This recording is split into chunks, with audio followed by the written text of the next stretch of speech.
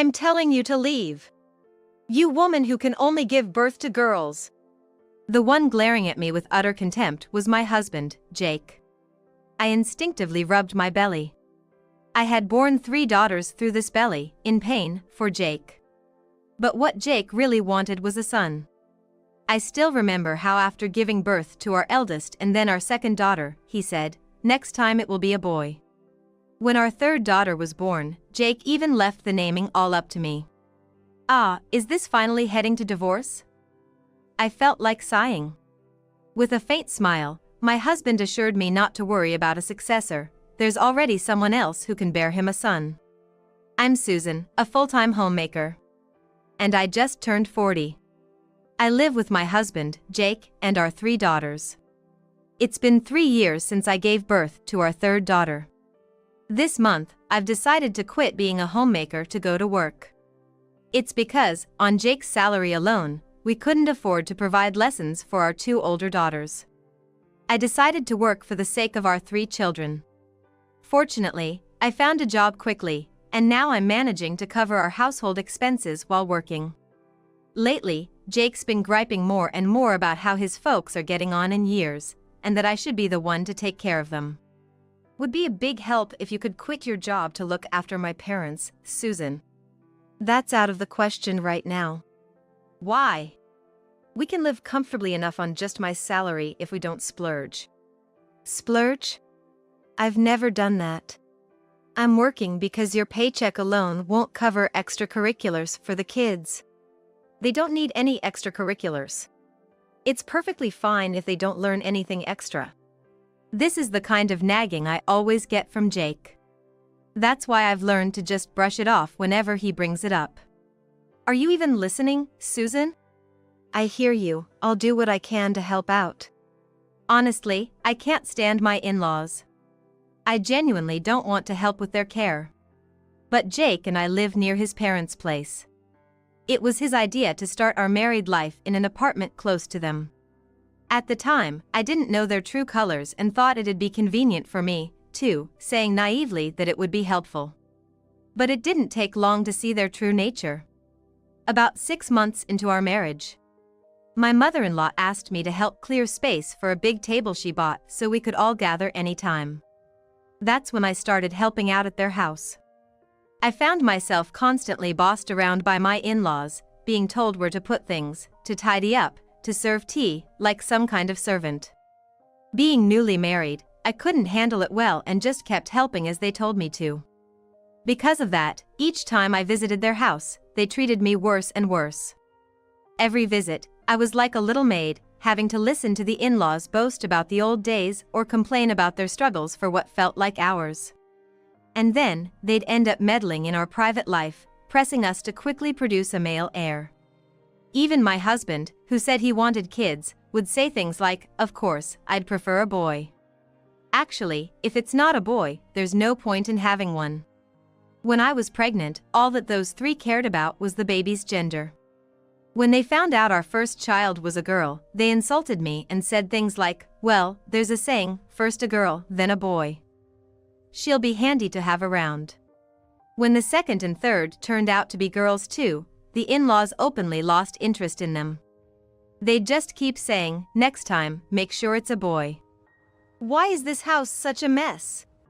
There's no rowdy boys running around, and still, you use being busy as an excuse.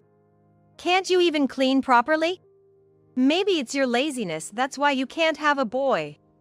All these girls and all they'll do is get married off elsewhere. They can't be successors. You should be taking care of us, the heads of the family, instead of wasting time on girls who are no use as heirs. To think these are their own grandkids they're talking about. I never invited them in the first place, and I sure as heck don't want to go to their place. Being dragged to their house and treated like this is more than I can stand. I've told Jake countless times that I want to keep our distance from his parents, but it's like talking to a wall. The house being a mess is a fact. Girls are supposed to play quietly and read books, right? Instead, they just scatter their stuff everywhere. If you can't manage housework and childcare, which are supposed to be a woman's job, then it's no wonder you're being criticized. How can you say that when we're both working to raise our 2 kids? It's impossible for housework and childcare to be only my responsibility. If working is your excuse, then just quit and be a stay-at-home mom. If you can't do that, then what my mother's saying is right. You think you can support me and our 3 daughters on your salary alone? That's why I'm working, too. It gives me a headache just thinking about it. Sure, there was a time when men worked and women took care of the home and kids. But those days are long gone. Now it's normal for wives to work, too. But to accept the changing times while still insisting that housework and childcare are solely a wife's responsibilities is just too convenient. No matter how much I try to convince him, Jake just won't change. Mom's right. It must be as Dad says. Every time I heard these words, thoughts of divorce crossed my mind. But my daughters, oblivious to everything, were fond of Jake. Only the eldest, a middle schooler, seemed to have some reservations about Jake. Being in the throes of adolescence, she didn't seem to be very interactive with Jake. Yet, whenever I saw the third girl innocently laughing and clamoring to be held by Jake, calling him Daddy, Daddy, I couldn't bring myself to go through with a divorce. 3 months had passed since then. For some reason, Jake started coming home late more frequently. I was suspicious and asked him when he returned home. Jake, you've been quite late recently. Is something up at work? No, it just happened today. A junior messed up, and I had to cover some overtime. Don't worry about it. At first, I believed his words, but he began to come home late more often, and I asked again. Then Jake started making excuses like he was held up at work entertaining clients, or meetings with partners ran long. Even as I started to suspect Jake's words and actions, I couldn't muster the courage to take that step away because I didn't want to deprive my children of their beloved father. I started to pretend not to care about Jake's late returns. Half a year had gone by in this way. A colleague I worked with mentioned seeing Jake walking in the downtown area with a young woman. I dismissed it to her, saying Jake was at work, but she insisted she wasn't mistaken. Our families are close, often going camping or having barbecues together on holidays, and my daughters are around the same age as hers. Jake and she always got along well whenever they met. So I knew she couldn't have mistaken someone else for Jake. But even knowing this, my desire to trust Jake was stronger, and her suggestion to approach him next time made my heart skip a beat. I told her I'd talk to Jake about it, hoping it was just a misunderstanding. I went to see a private investigator immediately after work and requested a surveillance operation. 5 days later, the investigator got back to me, saying it had been quite straightforward. When I met the investigator after work, I was presented with substantial evidence. There were several photos of Jake entering a hotel with another woman, and the results were incriminating. I decided to confront Jake about the affair as soon as I got home. Though he had gotten home before me, he was just looking at his phone in the living room. I saw my eldest daughter take her younger sisters to her room. And while I felt sorry, I couldn't keep it to myself. Jake, can you explain this to me? You said you were working overtime or entertaining, but is entertaining clients at a hotel part of the job? Jake didn't respond to my words and just started making a phone call with a cold expression. For some reason, Jake remained silent, determined not to speak. So your silence means you admit it's true? It's none of your business. You really think a husband's affair is none of his wife's business? It's none of your business. No matter how many times I asked, Jake only repeated that it was none of my business. Then, suddenly, the doorbell rang. While I was thinking of pretending we weren't home, Jake quickly went to open the door. In came my in-laws and the woman from the investigator's photos. What's going on? Did you call them here? I hadn't planned on telling the truth until everyone arrived. Well, now that everyone's here, explain these photos. I challenged Jake again with the photos. The girl there is pregnant with a boy. Our family has always needed a son to carry on the family line. I told you before we got married that we needed a son. But you kept having girls. So, you're no longer needed and should leave right away. Just when I thought Jake was starting to make sense, he handed me a divorce paper with an explanation that didn't make any sense. Hold on, pregnant? How many affairs do you need to have for that to happen? Sure, I knew about the son issue, but we can't choose the gender of our babies. Besides, you always seem to love our daughters. Susan, you've heard the story, but you're someone who could only have girls. Just leave this house quietly. I'm sorry, but I'm not talking to you. I'm talking to my husband, Jake. What's going on? As I pressed Jake for answers, my in-laws interjected. That's enough. We're finally having the boy we always wanted. It's best for you, who couldn't do anything, to leave. I'm not talking to you. I'm talking to you, Jake. So why do both of you come barging in?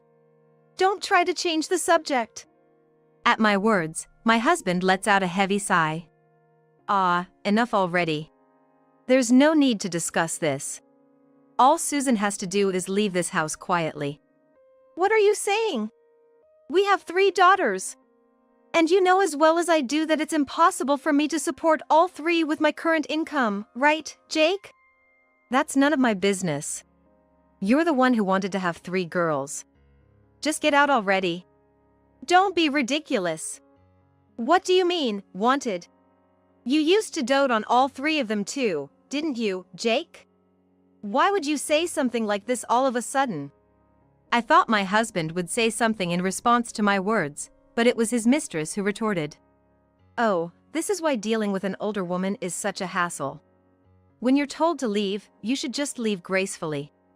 What are you even doing here?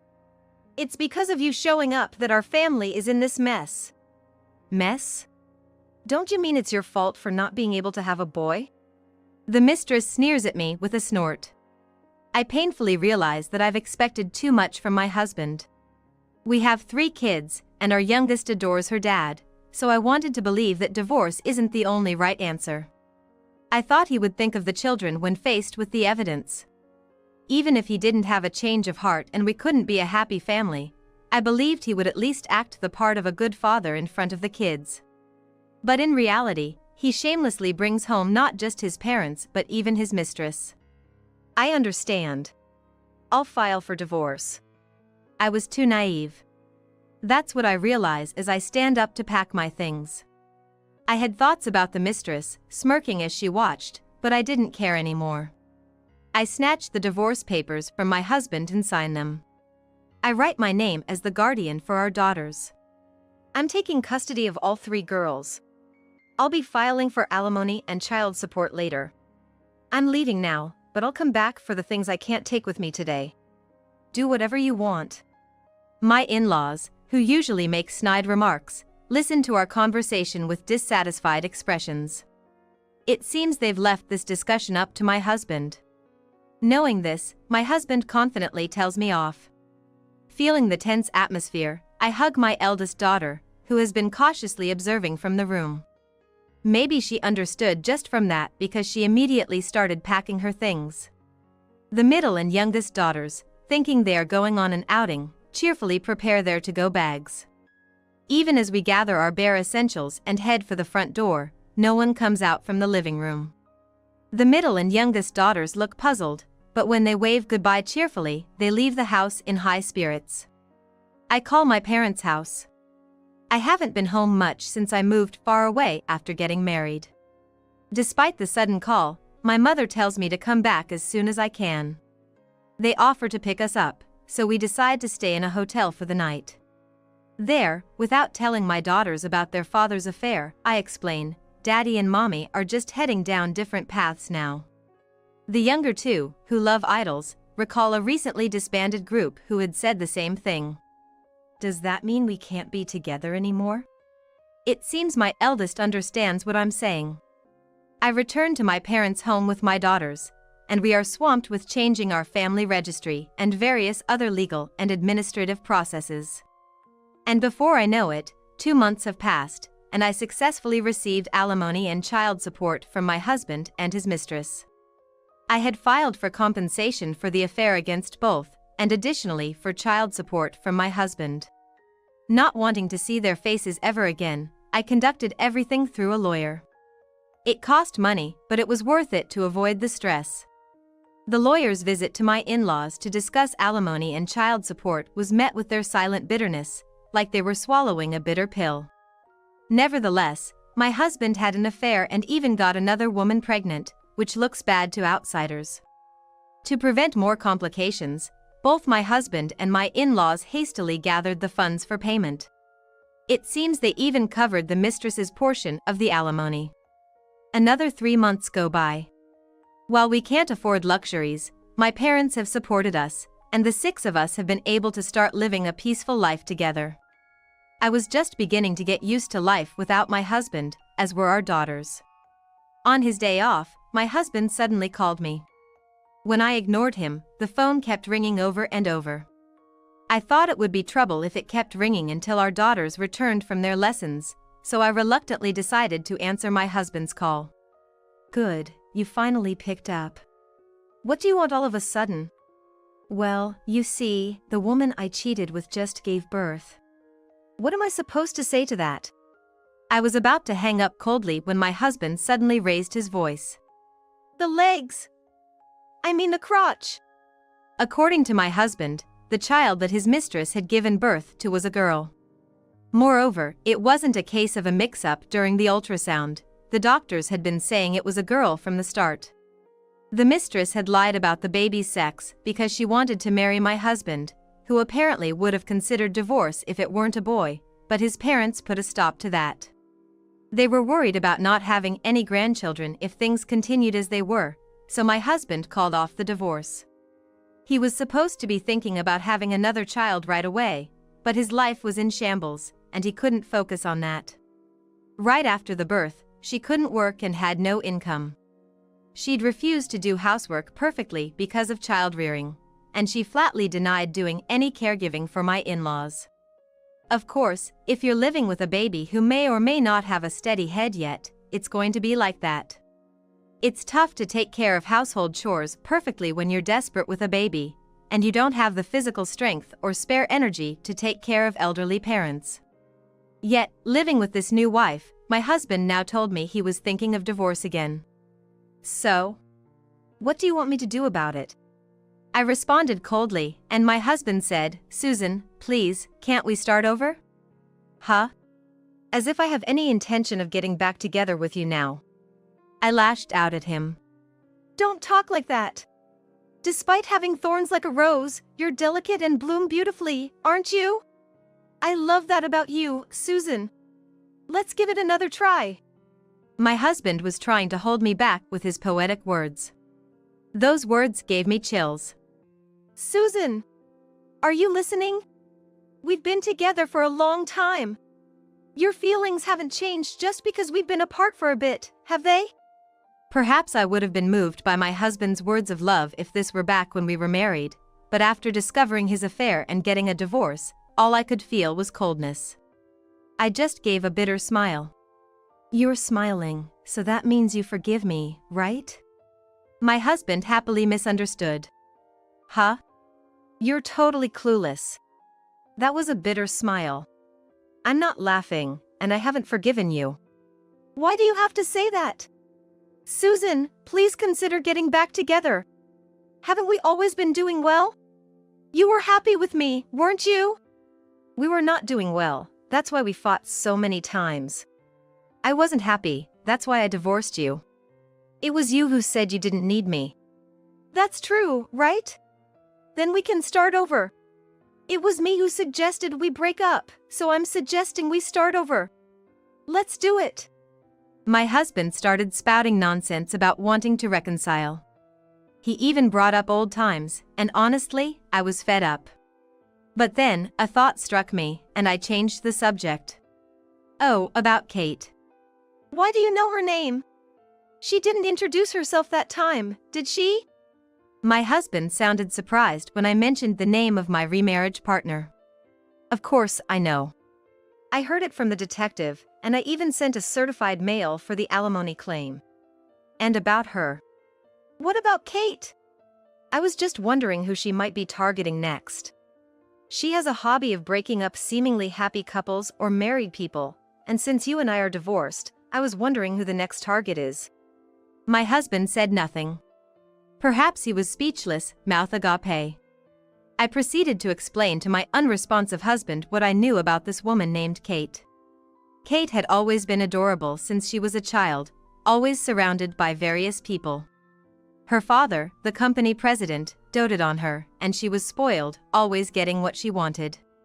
It's precisely because she could get anything she wanted that taking things from others became her hobby. As an adult, her targets became other people's boyfriends, fiancés, and husbands. Since taking things was her hobby, she would easily discard them once she managed to start a relationship. When I introduced her dating history, investigated by a detective, to Jake, he gasped in a strangled voice. What the heck? Why bring this up now? If you told me this when we were getting divorced, I wouldn't be in this mess. Back then, all you said was get out. You never listened to my side of the story. So, I did as I was told and left. It's not like a woman who approaches a married man can be considered good-hearted. Don't talk like that. Susan, it's so sneaky of you, making it sound like it's my fault. If you had just explained things properly back then, it would have been different. Jake, for some reason, started to speak in a defeated tone, playing the victim when he spoke to me. Angered by his words, I snapped at him. What are you on about? You're the one in the wrong, not like you are wrong. Why don't you just live however you want? I don't care anymore. At my words, Jake suddenly spoke in a softer tone. Susan, it's going to be tough raising 3 daughters all by yourself. Let me take at least one of them. If you let me take one, you'll have an easier time. Aren't 2 kids enough? The cloying sweetness in his voice was so vile, it made my head spin. What in the world does he think of our daughters? I could never send them to live with such a man. Neither Jake nor his parents really want the girls because they love them. He kept saying any girl would do, or just one, talking about them as if they weren't people. I could only see a future where they would be preyed upon by Jake and his parents. I knew that as they grew up, they would receive the same terrible treatment I did. That's why I refused adamantly. Don't be ridiculous. I will raise my daughters properly. Don't be like that. A child needs her father, don't you think? Jake argued defiantly. A father who can't even raise his kids properly, let alone cheats, has no right to custody. I spoke firmly, to leave no room for misunderstanding. Even so, it's up to the girls to decide if they want a father like that. They're too young to decide for themselves now, so I'll take responsibility and raise them. Enraged, I conveyed my feelings and hung up the phone on Jake. I don't know if it was because I immediately blocked his number, but I never heard from him again. Months went by. It seems Jake and Kate's divorce went through without a hitch. Kate went back home with her newborn child. Apparently, the child's father is also married, and she is being sued for alimony not just by Jake but also by his actual wife. Strapped for cash, she seems to be working hard at raising her child with the support of her parents back home. Terrifyingly, she shows no signs of remorse. She is aware that what she's doing is wrong, and if caught, she pays alimony as a sign of her sincerity. However, it seems that the money is also being provided by her father, who is a company president, allowing her to live a carefree life. It appears that the reason Kate went after my husband was just a whim. With her natural beauty and status, she would freely take other women's boyfriends and married men, and she decided to target married men as her next conquest. It just so happened that Kate set her sights on Jake and me when she saw us in town. It was a complete nuisance to have our lives disrupted by her caprice. And the reason Kate decided to marry Jake, something she usually didn't bother with after taking a man, was because Jake was indecisive and indulgent towards her. It seems Kate wanted a man who would treat her like a princess, indulging her every whim and buying her whatever she desired. Now, I couldn't care less about it all. I was stunned by the sheer audacity of not just my easily swayed husband but also Kate, the woman he cheated with. My husband Jake was deceived by his affair partner, but he had the chance to refuse and didn't take the bait. No matter what stories I hear, the fact that Jake betrayed me won't just disappear. I also heard that Jake's family was ostracized by friends and relatives and had moved far away. They only stormed into my house once after the move. Susan, stop being stubborn and hand over one of the kids. That's right, Susan. It's not good for a child to receive all the love from just one parent. We'll raise her together, the three of us. Please stop. I'm fine raising her on my own.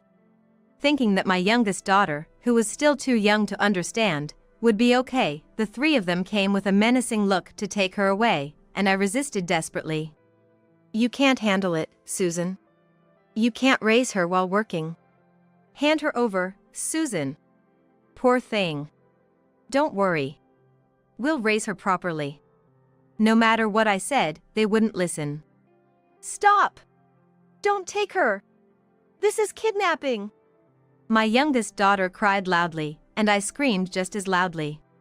Thanks to our cries, the nearby residents gathered and quickly restrained the three of them. After a while, the police arrived from a call and took the three away. I repeatedly thanked my neighbors, relieved that my daughter was safe. Later, the three of them received a restraining order. But I'm considering moving. Because a restraining order isn't enough to make me feel safe. Since they know where we live, it wouldn't be strange for them to show up at any time. I've discussed moving with my parents, who live with us, because I feel sorry for them too. They said they'd dispose of the house and move with us, as it would be a nuisance to be followed forever. Still, I feel guilty for changing my daughter's environment so often. Yet, seeing their smiling faces and healthy growth heals me. I've decided to move to a new place to protect them. Just before moving, I got a call from an unregistered number. Thinking it was the moving company or someone from the city office, I answered, only to find it was surprisingly Kate. Summing up her sobbing story, she had apparently gotten into trouble for being with too many men and had contracted a serious disease. I need money for treatment, so give me back the alimony, she cried, but I responded coldly. Don't you have a wonderful dad who buys you everything? There's nothing I need to do for you. Her audacity was too much, and without much of a response, I just hung up. I immediately blocked her and bought a new cell phone, so now she can't reach me anymore. I'm grateful to my parents for coming with me, and I'm determined to keep working hard for my daughter's healthy upbringing. This is today's dinner. Pizza and hamburgers are good, right? Huh? What's this? Frozen food again? We've been having frozen food a lot lately. Don't you think it's disrespectful to a man who's been working all day? I'm sorry. I'm just nearing my due date and it's really tough. Enough already. You really don't lift a finger, do you? Must be nice living like that.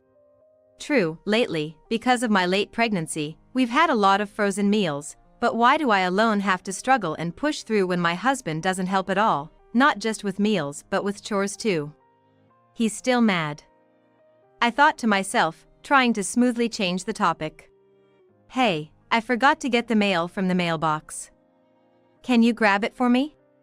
I didn't want to upset him more with the frozen food issue, so I reluctantly got up and headed for the front door. And then, in the next moment, I heard the distinct click of the front door locking behind me. Hey, what's the big deal? You take people for granted too much. If you love frozen foods so much, why don't you freeze outside? I didn't have my phone with me. How could I spend all night outside in below freezing temperatures? As I started to panic, a man approached from behind. When I explained my situation to him, I'm a 31-year-old stay-at-home wife. My husband and I got married 3 years ago, and we're still just the two of us living together. My husband, who works at a small business, and I, a stay-at-home wife, weren't exactly rolling in dough. However, we were content with our current lifestyle. Above all, we were overjoyed when we had a baby last month. Every day was a blessing. I'm home. I picked up some deli food from the supermarket today. Thanks. I'm sorry for being such a handful with my morning sickness. It's okay. I'm gonna hop in the shower now. Being pregnant was a first-time experience for me, and everything felt new. I had heard from friends who had been pregnant about the struggles of morning sickness, but mine was much worse than the usual. Not only household chores, but even getting up to go to the bathroom was a struggle when I was lying on the couch. However, my husband was understanding and supported me like a true gentleman. This made me believe that I could get through this tough phase. Many of my friends had husbands who weren't as understanding during pregnancy. Knowing I didn't have that problem was a relief. However, we have my parents' 30th birthday anniversary tomorrow, so we're going to my family's place. I'm sorry, can I maybe skip it? It's just, the 3-hour drive one way might be too much for me right now. I've always been there for you. The least you can do is listen to me once in a while. It's pretty thoughtless of you to consider missing my parents' big day. It's true that I've always been grateful for his parents.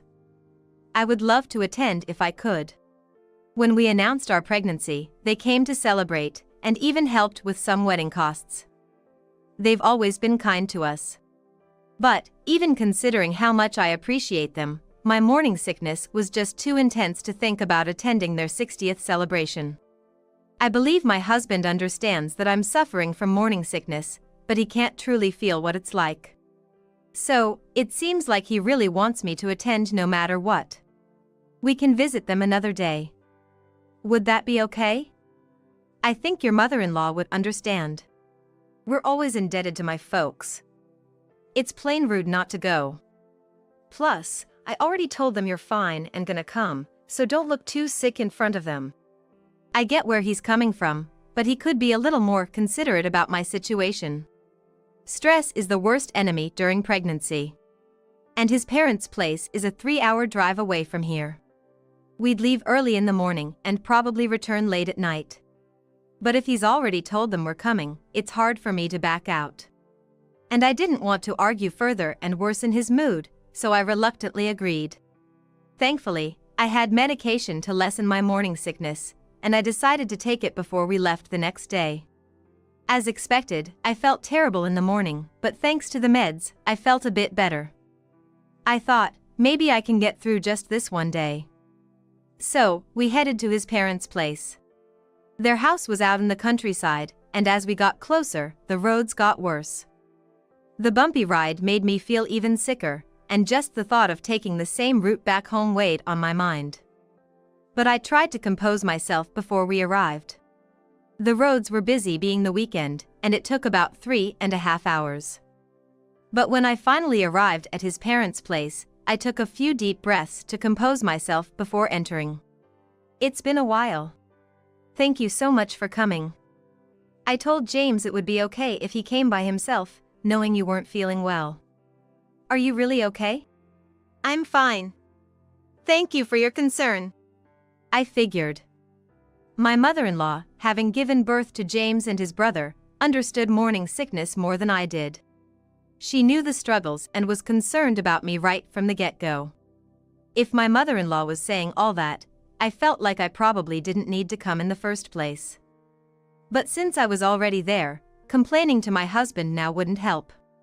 Besides, the main focus was on the two people celebrating their 60th birthday, and I tried my best not to draw unnecessary attention. But it's pretty exhausting, both physically and mentally, to be on my guard all day. By the time we left, I think my fatigue was evident. I didn't want to inconvenience my driving husband, so I didn't sleep in the passenger seat, even though I wanted to. Why did you look so bored? Huh? I didn't mean to. I'm sorry. My parents are there. You know you have to be more considerate, right? Yeah. I'm sorry. I do think I looked tired before we left his parents' place. My mother-in-law even said, sorry for keeping you up so late, especially being pregnant, when we were leaving. I understand that my husband might be upset about that, but I wish he'd be more considerate of how I'm feeling first.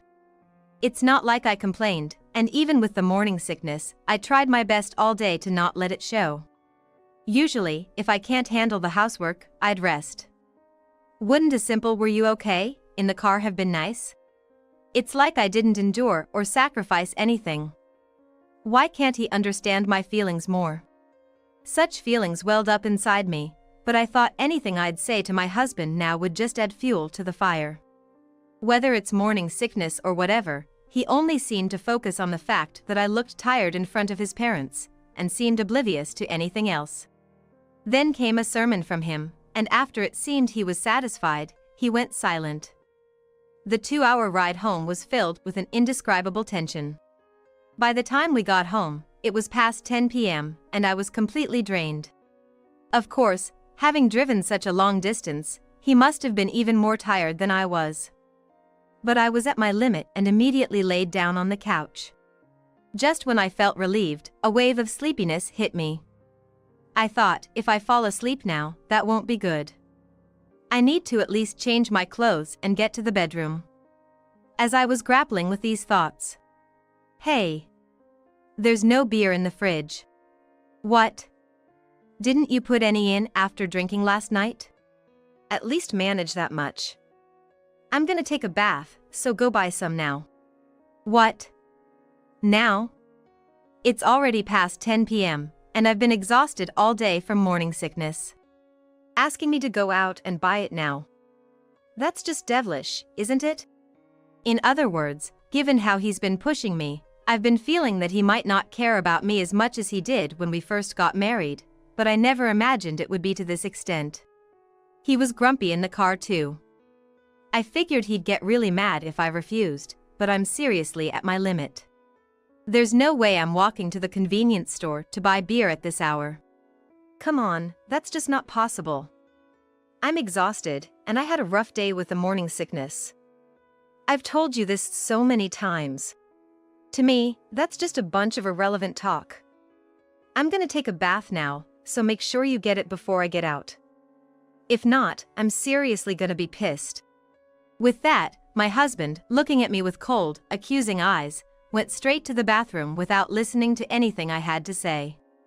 The look on my husband's face, glaring at me as if I were some sort of villain, made it clear he was dead serious. After he went to the bath, I let out a frustrated sigh and hit the couch hard with my fist.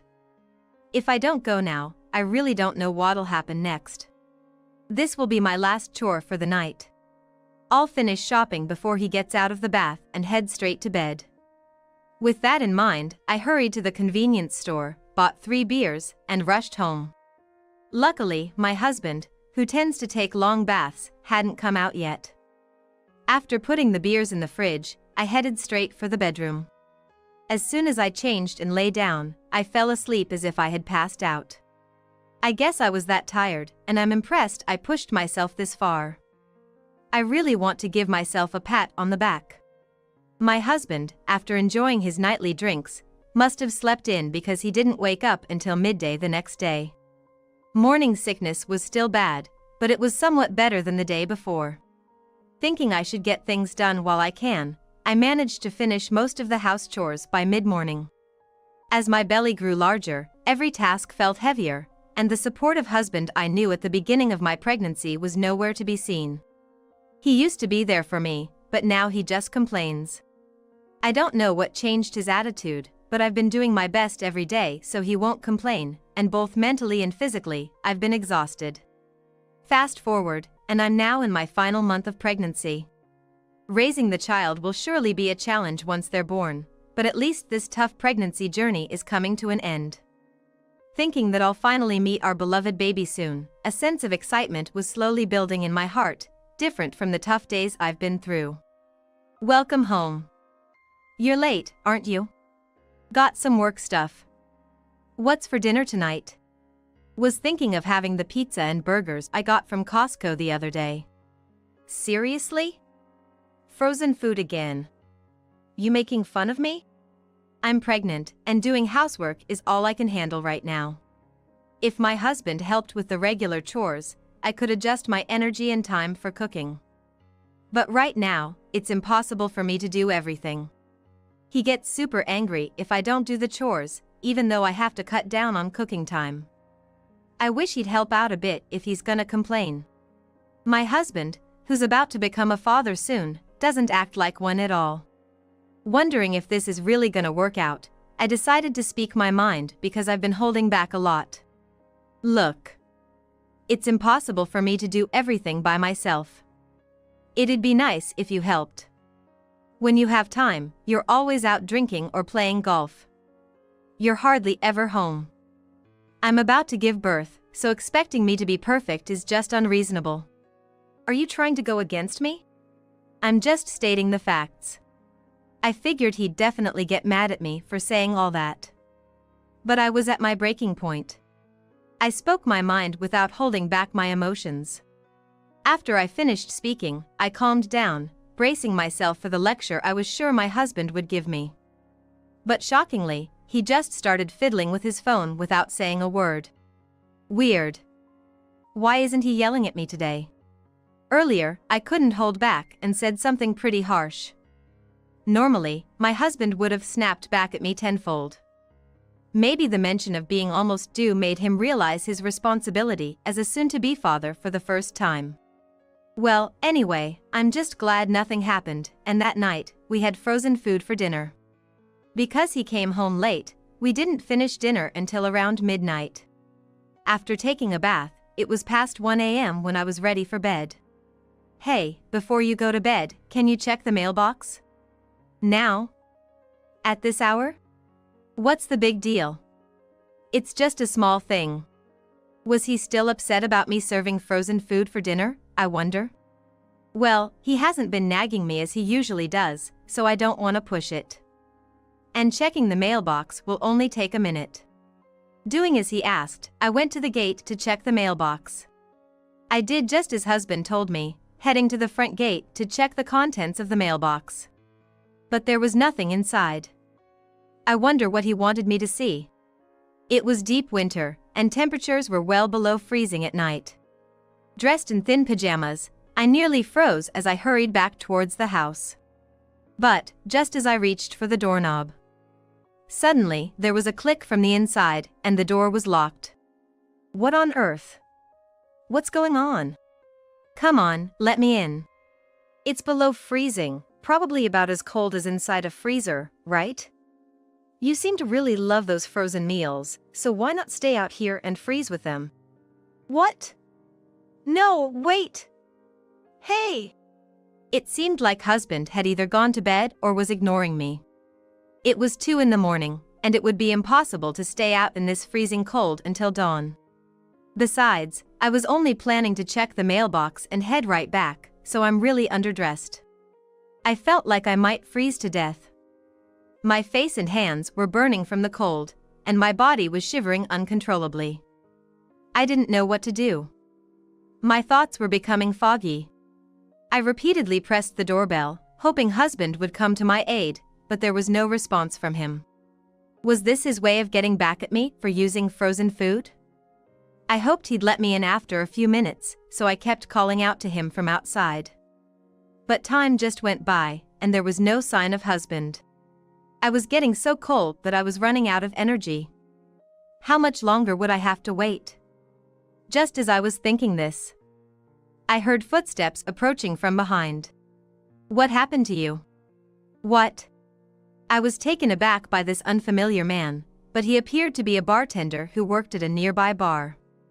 Since he usually slept during the day, I'd never run into him before. It seems he closed up shop early that day and was returning home around 2 a.m. when he ran into me. What's going on? At the very least, let me get you something to wear. Though he was a stranger in the neighborhood, his gesture of offering his coat without inviting me into his home felt genuinely gentlemanly. It made me trust him, at least a little. He continued to listen to my story outside my house. Of course, normally I'd never share personal family matters with a stranger, but I was so emotionally overwhelmed at the moment, it wasn't the time to be concerned about that. I borrowed his cell phone and reached out to some folks I knew. I promised to repay him later and decided to spend the night at a business hotel. Once I reached the warm hotel room, a sense of relief washed over me, and I quickly drifted off to sleep. Before I knew it, morning had come. After checking out, I headed home. To my surprise, waiting at the gate were my in-laws. I expressed my gratitude for them coming so quickly after my call last night. But the moment I stepped onto the property, I was left speechless. What? What on earth are you doing? There was my husband, freezing, without any clothes on. Even in the morning, the temperature hadn't risen above 41 degrees Fahrenheit. Why wasn't he wearing anything? It made no sense. But what was even stranger was the glaring look my in-laws were giving him. Could it be? Did they do this? As these thoughts ran through my mind and I tried to grasp the situation. That foolish son of ours. I'm truly sorry. We came over right after it happened and disciplined this idiot.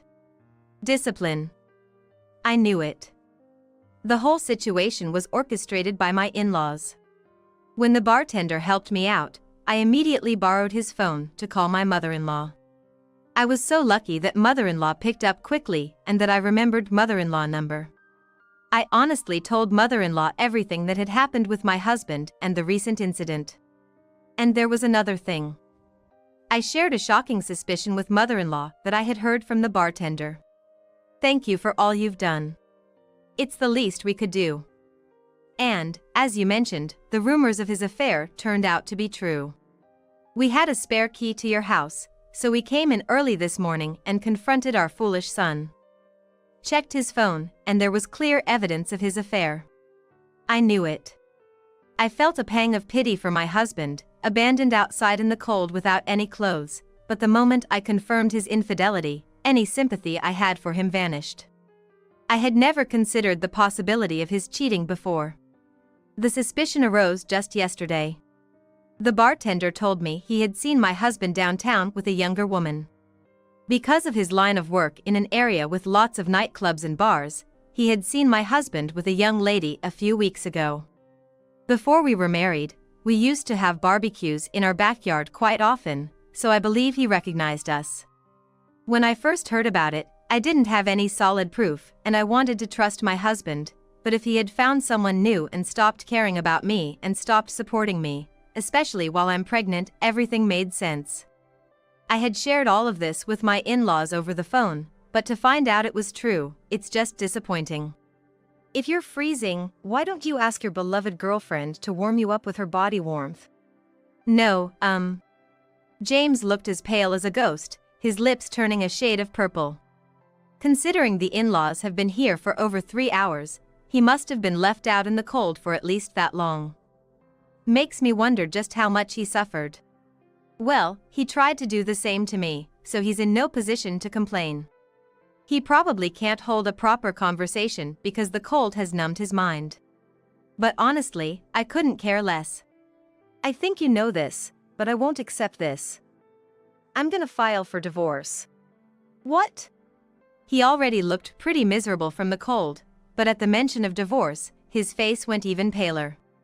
I figured if he was treating me like this and having a good time with his mistress, she must be more important to him.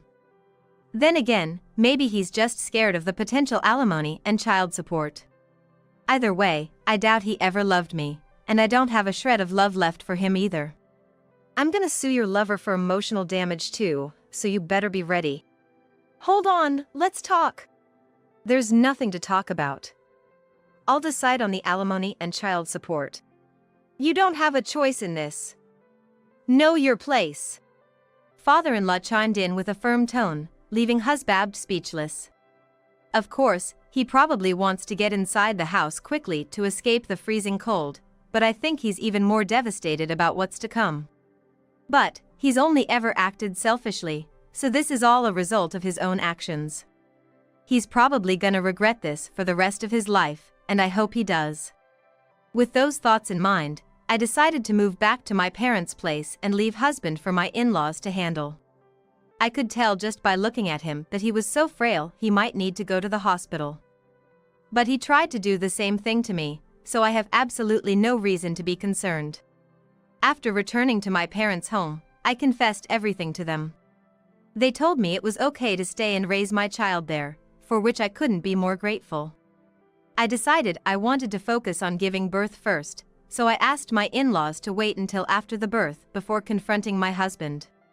Being close to my due date, about 2 weeks after returning home, I gave birth to a big baby boy, weighing nearly 8 pounds. The moment he was born, he cried out loud, and I was so moved that I shed tears, feeling the reality of becoming a mother. For the next 3 months, I devoted myself to parenting at my parents' place. As I began to get used to life with a baby, I asked my mother-in-law and father-in-law to come visit us near my parents' home. Wow, what a healthy little boy. Congratulations on the birth. I'd always been treated well by my in-laws and, under the condition that husband wouldn't accompany them, I let them hold my son. The two of them, holding my son with smiles on their faces, looked like children themselves. I felt a pang of anger towards husband, thinking about how this should have been a happier celebration. But getting mad now seemed pointless. After spending some quality time with my son, my in-laws shifted the conversation back to my ex-husband and helped finalize discussions about alimony and child support. Thanks to their efforts over the past 3 months, the whole truth about my husband's affair came to light. We consulted a lawyer they knew, and it was decided he'd pay me the standard amount. Of course, I couldn't trust a husband who cheated, so he made a lump sum payment. He took out a loan to cover the alimony, but when it came to 20 years of child support, that was too much for him to handle, even with a loan. My in-laws graciously stepped in to help. With the divorce finalized, he's now just a stranger to me. Ex-husband's gonna pay my in-laws monthly for the child support they covered. From what I heard, it turned out that ex-husband hadn't even told his mistress he was married. She dumped him when she found out, leaving him all alone. He's now living with his parents and giving them 90% of his earnings to repay the debt. The remaining 10% barely covers his food, leaving him with no spending money. I'm not sure how long he'll continue this way, but with no savings and only the passing of time, once he's paid off his debt to his parents, it seems they might kick him out. Even when he's free from this financial hell, it seems he's got nothing but despair ahead of him. Well, he brought this upon himself, so I guess he's getting what he deserves. As for me, I'm living at my parents' house, doing my best to raise my child as a single mom. I'm still figuring out the ropes of parenthood, but my mom's been a great help, especially during those sleepless nights. It's made the whole experience mentally easier and enjoyable. I plan on relying on my parents for a while, and once my son starts elementary school, I think I'll get back to work. Plus, I still keep in touch with my in-laws and plan to visit them with my son a few times a year. While my ex-husband to ruin my life, I've got a precious new beginning with my baby, and I'm determined to lead a happy life from here on out. Thank you for taking care of the stupid old. My brother-in-law and his wife had promised to move with my mother-in-law, who has dementia. However, they dumped her belongings and swiftly left, forcing us to take care of her. My husband and I were in shock. But my mother-in-law was nodding with a smile. However, today's smile from her wasn't her usual confused one. My mother-in-law waved at their car with a grin. And then she loudly said, "They don't have a home anymore." Huh? No more home? What in the world is she talking about? What was this surprising counterattack from my mother-in-law on my brother-in-law and his wife who were looking forward to moving? My name is Christine Parker. I'm 34 and work at a company.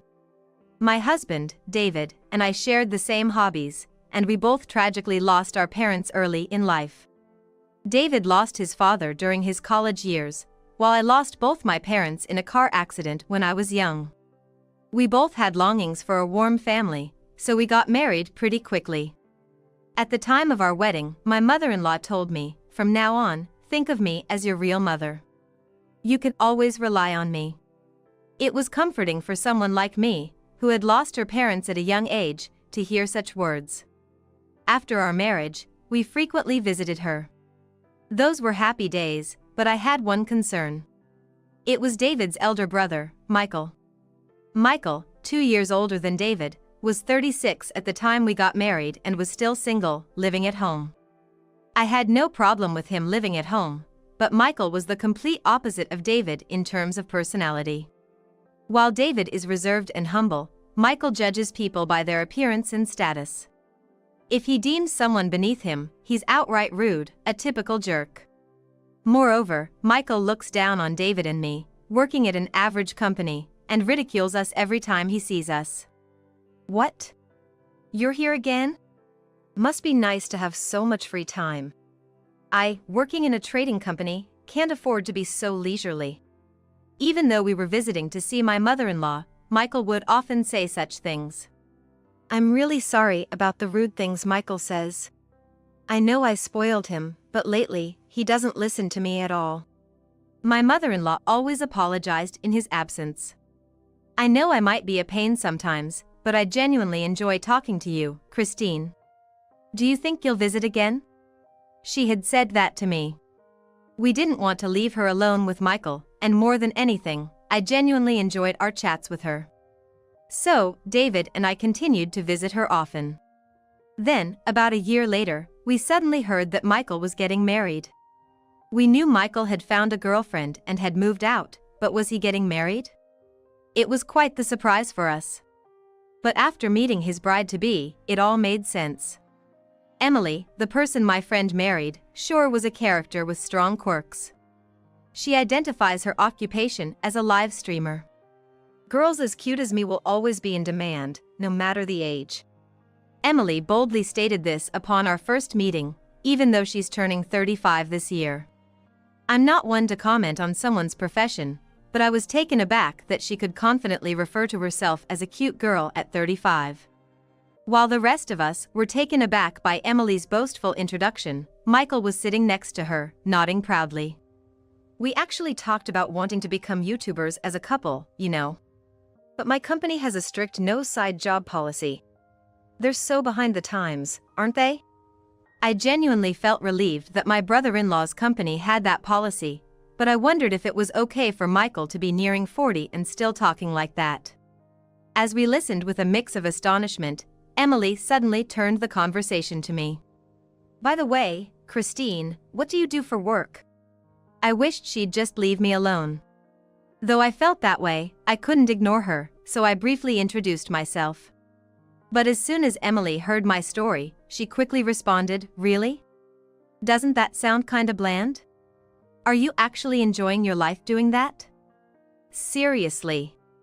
You guys seem to have such dull lives. It's a once-in-a-lifetime chance, you know. Gotta live it up or you're missing out." To top it all off, even Michael joined in with those remarks. With a concerned look on her face, my mother-in-law said, "Well, if you two have decided on this, I won't oppose your marriage. Just make sure you don't inconvenience others and work together to live an honest life." After my mother-in-law made her point clear, the two of them left in a hurry. I really wondered if those two would be all right in the future. Watching them leave, we exchanged worried glances. Michael was a handful on his own, and now there was another problematic person to deal with.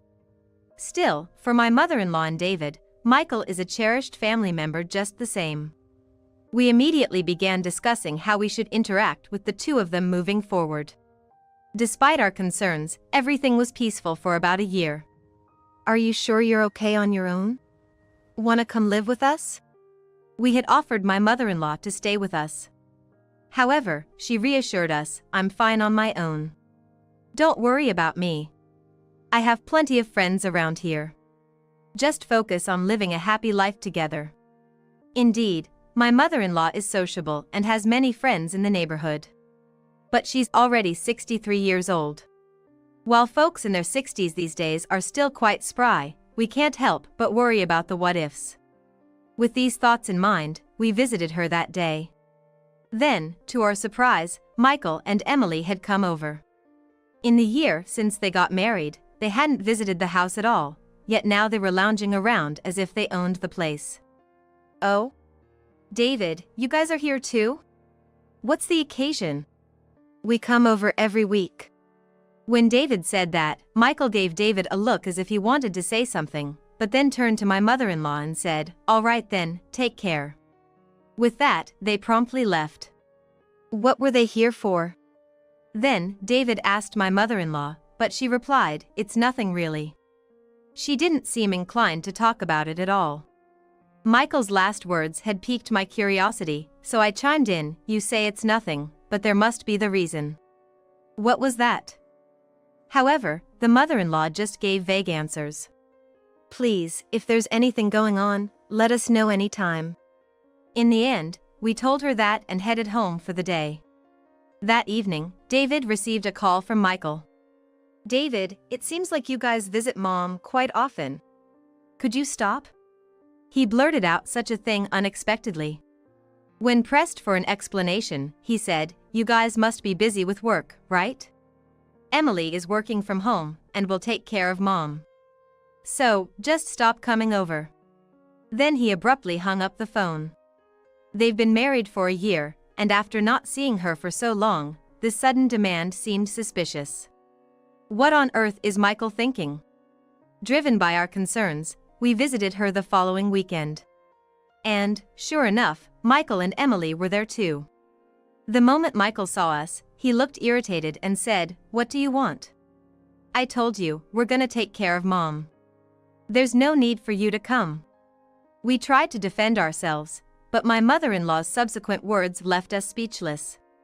David, Christine, thank you for always coming over despite being busy. But, as Michael said, from now on he will be visiting. So, you two enjoy your weekends. To our shock, my mother-in-law was siding with Michael. Hearing this, a smug-looking Michael said, you heard what Mom said, right? If you get it, then get going. With that said, we were kicked out of the house. We couldn't believe it, but if my mother-in-law says so, there's nothing we can do. Still, concerned for her, we started calling her more often. Everything okay? You're doing well. Every time, she'd reply, Michael is visiting, so I'm fine. But how about you two? You having a good time? She seemed more concerned about us than herself. We're having fun, but we'd like to see you from time to time. Can we come over this weekend? I've already made plans with Michael this weekend. I'm sorry, maybe next time. In the end, she'd always decline our visits. We didn't mind what Michael said, but when my mother-in-law pushed us away, it felt like a rejection, making us a bit lonely. Then one day, after days like that, David received another call from Michael. We're gonna move, so there's no point in you coming here anymore. David was at a loss for words with the sudden news. Michael was about to hang up the phone. In a panic, I quickly asked, why are you suddenly moving? Michael, with a sharp click of his tongue, replied, you guys haven't been to the house recently, so you probably don't know. Mom's going senile. We're worried about leaving her alone, so we're building a new house and moving. My mother-in-law is becoming senile? That can't be. She was fine the last time we spoke on the phone. But Michael snapped, you only talked to her briefly, right?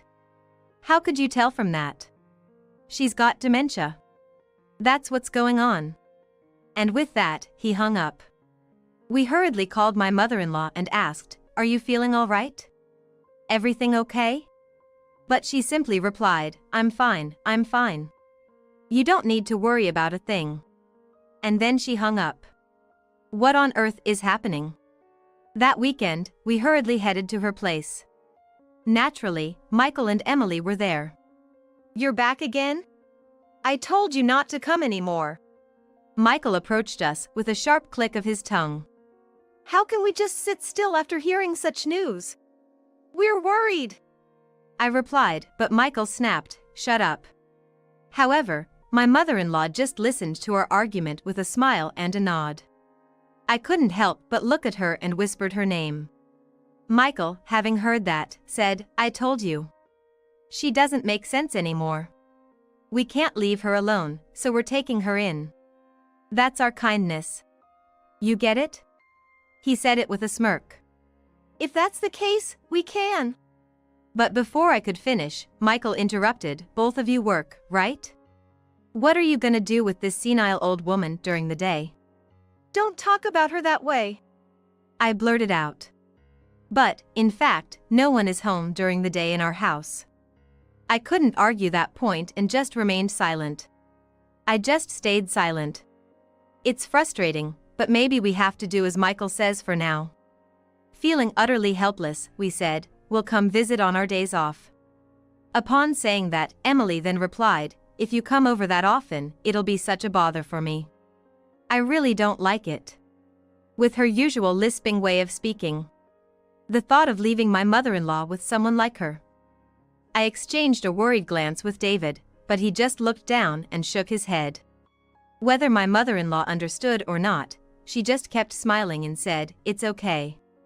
Later, we got the moving schedule from Michael and reluctantly headed home. Come moving day.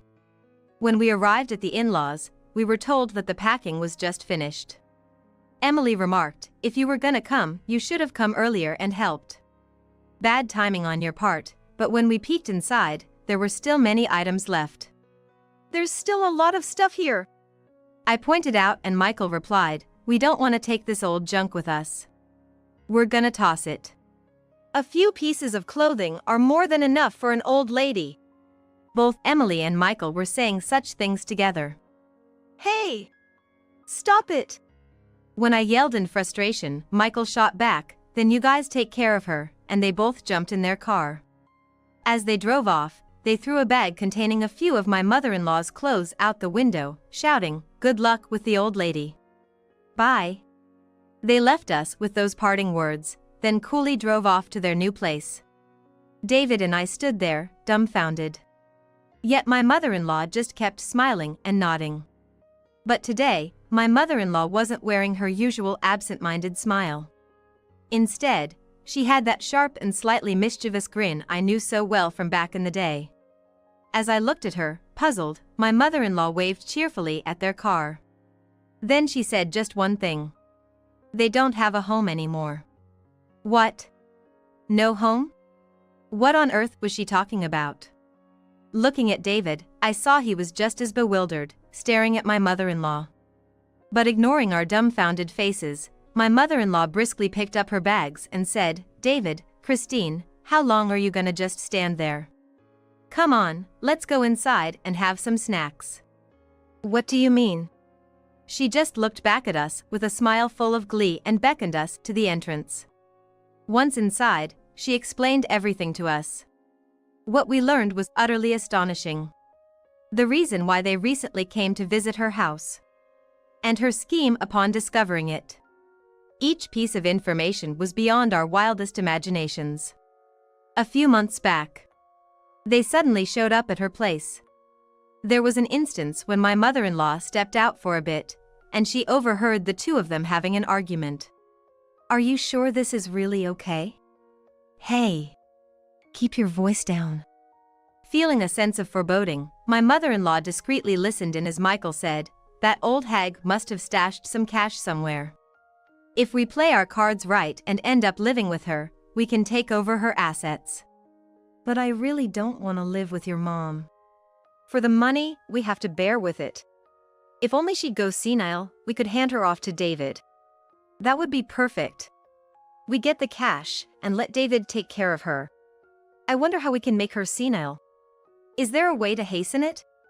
It seems that for the first year of their marriage, they had a great time living together in their rented apartment. However, after a year of reckless spending, they blew through their savings, and Michael's salary wasn't enough to support them anymore. Emily claimed to be a live streamer, but she hardly had any fans and was only broadcasting to a handful of viewers out of self-satisfaction. Naturally, that meant no real income was coming in. With their day-to-day life becoming more challenging, the two even resorted to borrowing from loan sharks. Desperate, they plotted to get their hands on my mother-in-law's assets. My mother-in-law was widowed young, but as it turns out, my father-in-law had been in real estate. Taking over, my mother-in-law turned out to be quite wealthy from the real estate business. Upon overhearing this conversation, she thought if she passed on the assets as they were, it would ruin the two of them. If they wish for it, then I shall oblige and play the part of the forgetful one. With that thought in her mind, she decided to feign dementia to scare the two of them off. Unaware that she was just pretending to have dementia, the couple brazenly started discussing their plans to take over the assets right in front of her. "No way, Mom's really lost it, huh? Emily, did you do something?" "Of course not. Maybe my wishes worked. But what are we gonna do now? If she's gone senile this early, will we actually get the money? Don't worry. First, we tell her we want to build a house to live together. That way, she'll build the house and put it in my name. Then, we say we need extra cash and get another $100,000. I bet if we play up the dementia angle, David and the others will say we should take care of it. Once we have her blessing, we can pass her off and live it up in our new place. How about that? My plan's bulletproof, right? Yeah. Sounds awesome. But do you really think it'll go that smoothly? Don't worry about it. She's out of it, and plus, David and the others are so annoyingly righteous, it'll be fine. It's scary to think they were planning all along to dump her on us after securing the new house and the money. But my mother-in-law, even hearing this, didn't panic and continued her preparations calmly, pretending to be confused. We were like, if you had just told us. But she said, I didn't want to involve you guys. Sorry for the worry. My mother-in-law said that, laughing. However, hearing this, a question popped up for us. Wait a sec, but what about the house? When David said this, my mother-in-law chuckled, you'll see soon enough. It's about time, isn't it? Right at that moment, the phone rang. It was Michael. When my mother-in-law answered, he shouted, what the heck is this? Michael is yelling. They're telling me I can't live here because it's a rental contract. That's awful. You tricked us. Emily joined in, making a scene. Turns out, there was more to my mother-in-law's plan. My mother-in-law had conspired with a realtor, an old friend of her late husband, to prepare the new house they had bought to be rented out instead. And today, she was waiting on site for them. Moreover, she had inflated the cost and taken extra money from them to build a large parking lot, leaving them without any money to their name. With a smile, she informed them of this. Hey! I'm the owner of this house, aren't I? What gives you the right to do this? Oh? The owner? I seem to recall paying and putting it in my own name. You were supposed to be senile. Senile? What are you talking about? As you can see, I'm as sharp as ever. Damn you, old hag! I won't forget this. You'll never be forgiven. Michael was still yelling over the phone even now. But my mother-in-law, unfazed and calm, replied, Michael, knock it off. You're an adult now. It's time to stand on your own 2 feet. Relying on others and taking them for granted, making a fool of everyone around you. That's no way to go through life. After saying that, she nonchalantly hung up the phone. Additionally, she had already arranged for the movers to deliver the belongings not to the new house but to a rental storage unit. Her friend waiting at the storage facility, and she received confirmation that the belongings were safely delivered. I thought Michael's plan was diabolical, but it turned out my mother-in-law was even craftier. After that, Michael and Emily stormed into my mother-in-law's house, still fighting furiously. But since they were making such a scene when they arrived, we ended up calling the cops. And when the police showed up, Michael got violent with them too and got himself arrested for obstructing an officer in the performance of their duties. Emily, who was watching, exclaimed, I didn't do anything, and then she just took off running. Even though Michael was arrested, he was released soon after since it was his first offense. With nowhere else to go, he was allowed to stay at the company dorm out of the company's goodwill, but the whole mess had become known at work, and he's feeling pretty small about it. But if he quits his job, he'll have neither a place to live nor any income. So, he's biting the bullet and desperately working. Emily asked Michael divorce and went back to her parents' house, but she's been disowned because of the whole ordeal, and I heard she's living and working at a nightclub now. As for me, after all that went down, I got transferred to a department at my company that allows remote work, so now I'm working from home. And so, we set up our new home near my mother-in-law's place and smoothly started living together with her. We've become really good friends with the real estate agent who helped us with the move and the neighbors around my mother-in-law's house, and now we even go out together as families. If only we had done this from the start. We chat about this, living peacefully day by day. Isn't today the anniversary of you and Dad's marriage? I've got a present for you. As she said this, the daughter presented a document. It was a divorce paper, with the husband's section already filled out. Sarah really is such a considerate and kind child, right? To think she prepared such a wonderful gift for our anniversary. You could have made an effort to look more put together, even at your age. There are plenty of women in their 50s who look young and beautiful. I don't need an old lady like you anymore. Dad says so, and I've never once thought of you as my mother in my whole 25 years. If you don't want to get sued for verbal abuse, you better pack up and leave fast. Both wearing hideous grins, they hurled abuse at me. Are you really sure about this? Things could get pretty rough, you know. I said this with emphasis, looking them straight in the eye, silently conveying the gravity of their choice. I am Jennifer, 55 years old, working for a major brokerage firm. I lived in a single-family home in New York, with my husband, for years my junior, and our 25-year-old daughter. I met my husband, Mike, when I was 23.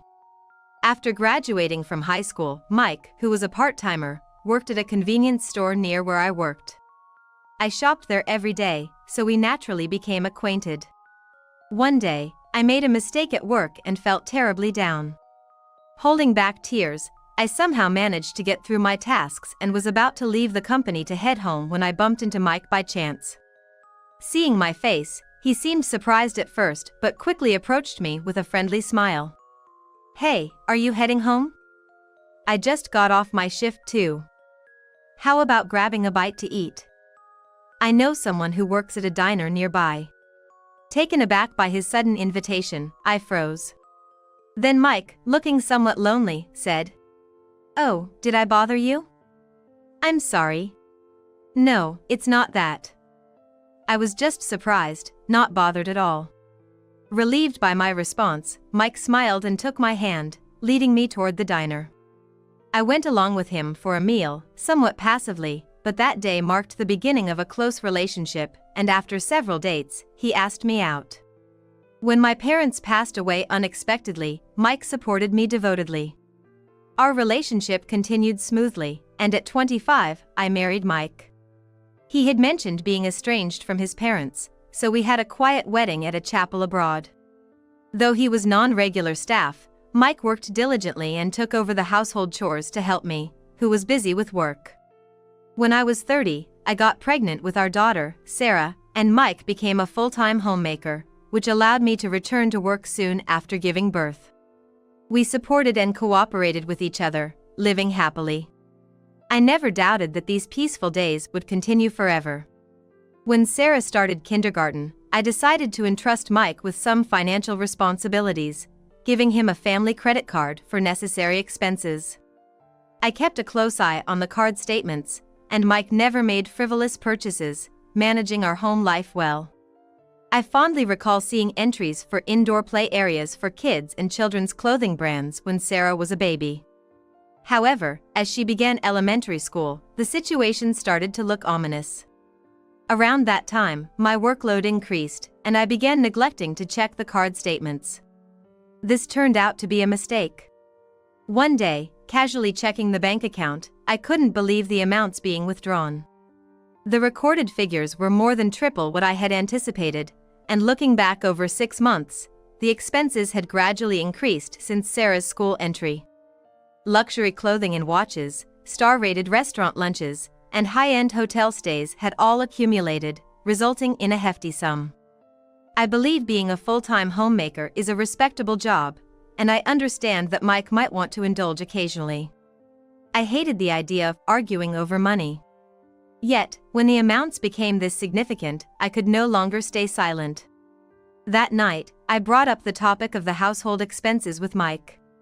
To my surprise, his calm demeanor instantly turned hostile, and he began to shout. "So, a full-time homemaker like me isn't allowed a little luxury now and then? You can focus on your job because I take care of everything at home." "I've always appreciated what you do, Mike. That's why I don't mind occasional treats. But there has to be a limit. Do you have any idea how much you spent last month?" When I asked him, my husband raised his voice in a fit of anger. Cut it out.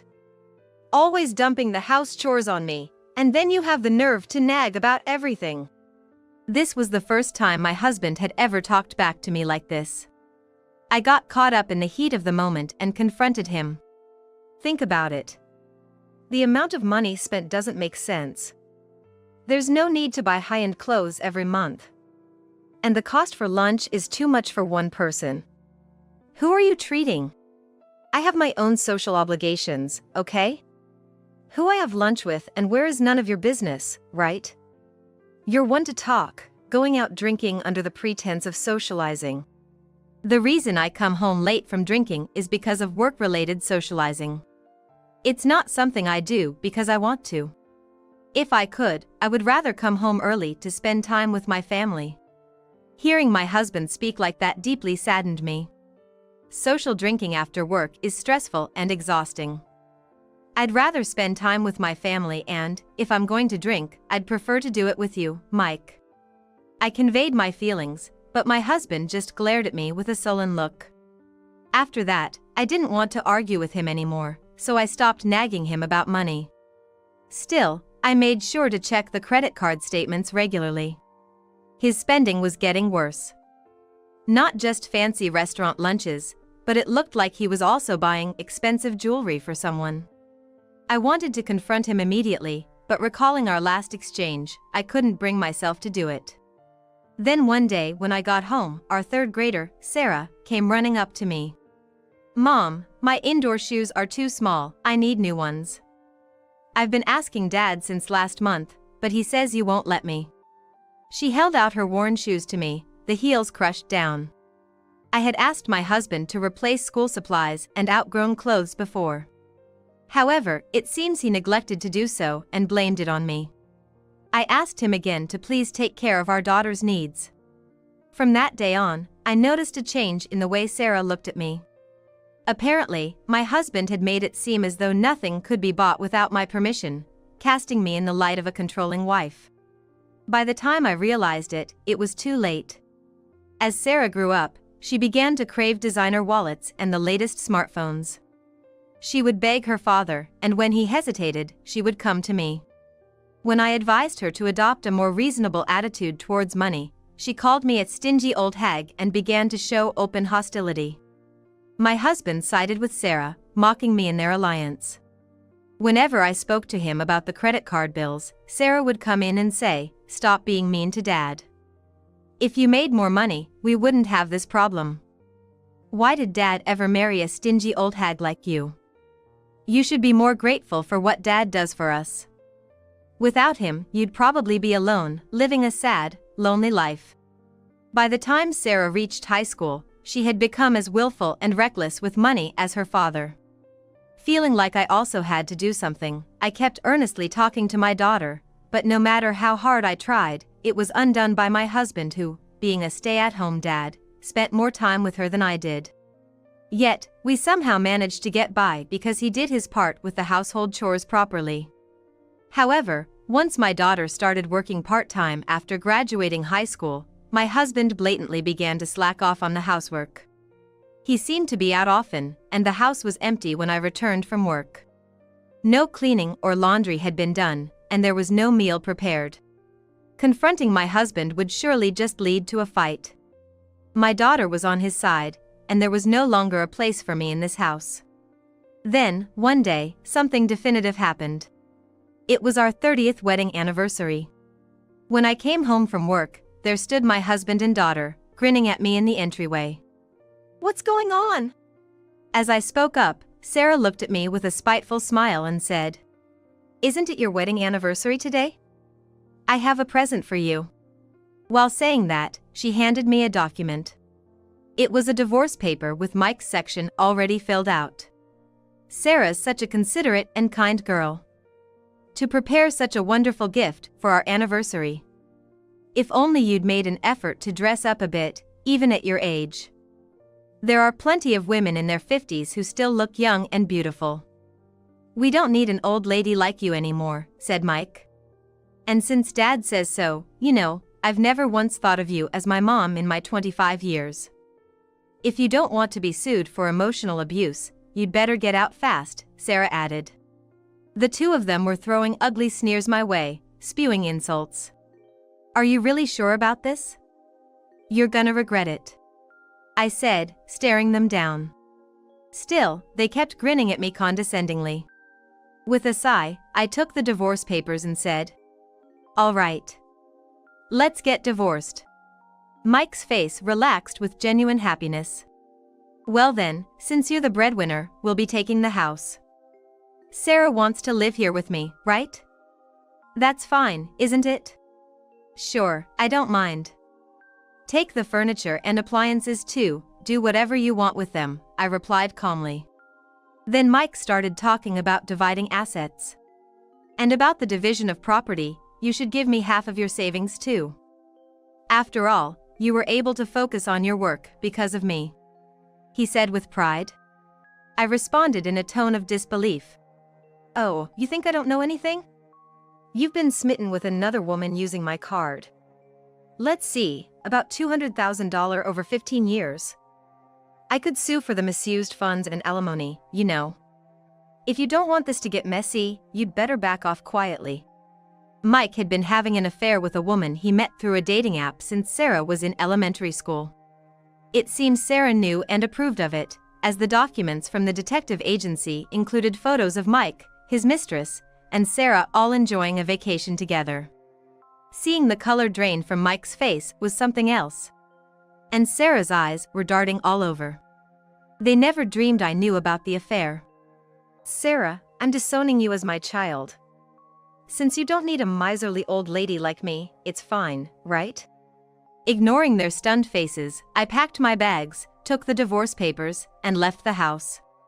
I spent the night at a hotel and submitted the divorce papers to the office the next day. Our divorce was finalized. Then, I rented a reasonably priced apartment near my work and began living alone. But a year later, Sarah started calling me non-stop. I had cut ties and was ignoring her, but eventually, exasperated by the persistent calls, I decided to answer. When I picked up the phone, Sarah was shrieking so loudly it was breaking up. "What's this about demanding alimony now? You've ruined my life." When I divorced Mike, I deliberately didn't ask for alimony for a reason. Just before the divorce, I met with his mistress. When I told her I was Mike's wife, she turned pale and started apologizing. "I'm sorry. I had no idea he was married. Lying won't help you now. It seems you've been quite involved with my daughter as well." As I casually pressed the play button on the tape recorder, a conversation of them cheerfully gossiping about me started to play. "I'm so sorry. I truly am. No need for apologies. With all this evidence, I'll be demanding a suitable amount for damages." I spoke with firm resolve, and she hung her head, her face ashen. I knew she was struggling with money. And that she had been seeing Mike, who was generous with his spending, because of that. Then, to her, who looked utterly drained, I suggested in a kind tone. "You truly loved my husband, didn't you? And yet, asking for a substantial amount in damages doesn't sit right with me." Her expression brightened up instantly. "Yes, that's right. I really love Mike. That's what I thought. Then, in light of your feelings, I won't press for the damages. Please, take responsibility and care for my husband to the end. If you ever abandon him, I'll come after you for the damages, all right?" I told her if she didn't want to pay a hefty sum, she'd have to stick with Mike till the end. At that moment, she probably didn't take it too seriously. But not long after, our divorce was finalized. For her, Mike was just a convenient source of luxury, courtesy of my money. When the divorce was settled, Mike joyfully told her. She panicked and pleaded for a reduction in the damages, but I refused. "You said you truly loved him, didn't you? If that was a lie, you must face the consequences. I won't be satisfied otherwise." When I conveyed this, she had no choice but to marry Mike. Sarah welcomed her as well, and maybe things were fine at the start. But it seems she couldn't stand it for long. Mike's lavish lifestyle was possible because of my earnings. After I was gone, they couldn't reduce their standard of living, splurging money like it was water. She worked tirelessly day and night trying to support their lifestyle, but Sarah seemed to scorn her, comparing her to me and hurling awful insults. Moreover, that house still had about 5 years left on the mortgage. That payment weighed heavily on them, and eventually, she couldn't take it anymore and left a completed divorce form before disappearing. Learning she had run away, I sent a certified letter to my ex-husband. Burdened not only with everyday expenses and the mortgage but also the damages, Mike was at his wits' end. Hearing Sarah lash out in semi-hysteria, I couldn't help but snicker. It's because of what your dad did that we're in this situation with the damages.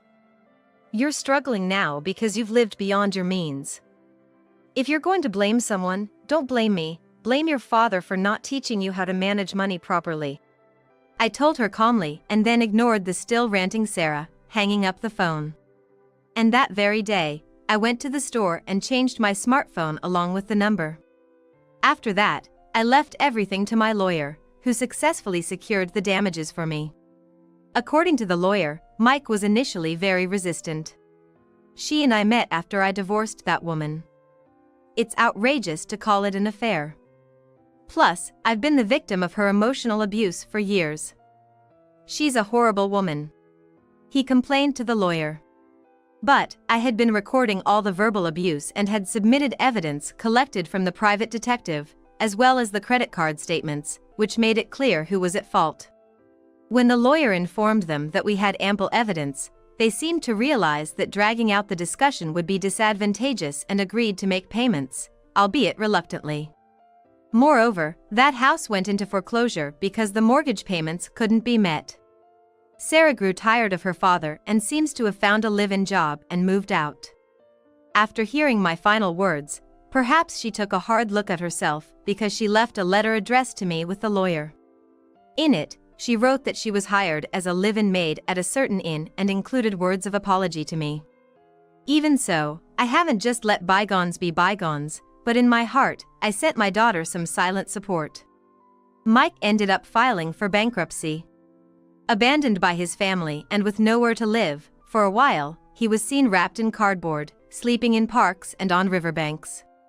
Even in such straits, it seems he couldn't correct his reckless spending habits.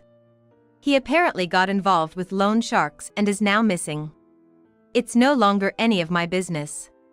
On my end, I've been living a peaceful life while continuing with my job. Recently, I welcomed a new kitten into the family. It's a little charmer with folded ears. Always comes snuggling up to me with a sweet look on its face. Today, when I sat on the couch, it climbed onto my lap and purred away. It was so endearing that it brought a smile to my face. I think to myself that I have to stay healthy for at least another 30 years for this little one. That's how I spend my peaceful days. Looks like a limited edition accessory. Why does my younger sister-in-law have something like this? More importantly, respect your own sister over some other woman, you stupid brother. On the day of the wedding, during the spare time before the ceremony, I tried to calm my nerves by watching my cat through a pet camera.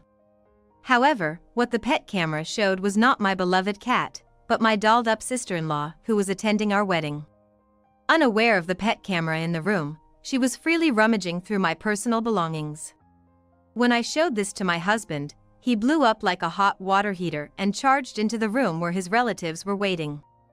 Broadcasting the live footage to the entire family, my sister-in-law was caught humming a tune while voicing her grievances about my husband and trying on my personal items. Upon seeing her outrageous behavior, my in-laws turned pale and rushed out in a hurry. Minutes later, a devastating comeuppance was in store for my sister-in-law, who thought she had not been caught and took bold actions. I have been working at the company I joined in my final year of university for 3 years.